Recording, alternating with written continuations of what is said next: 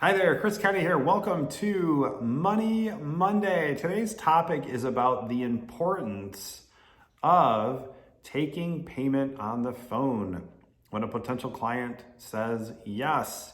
I have had the experience of having client after client not pay attention to this, not get the details on the phones, and then they send an invoice.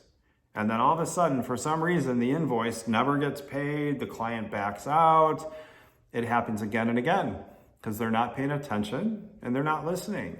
And that means if you get a yes, you have to take payment on the phone, especially if you're selling coaching services, because you have to understand that as they're having an up level and they're stepping into something that's going to create an up level, their ego is going to fight for its life. That's their current sense of self. Their current sense of self does not want the up level, right? Because that's a death to the ego. It's a death to the current ego. So what happens is they'll create circumstances that cause them to want to back out. So if you're sending an invoice and you're just saying, oh, let's see if they pay it, and then 3 days goes by, guess what? They probably talked themselves out of it.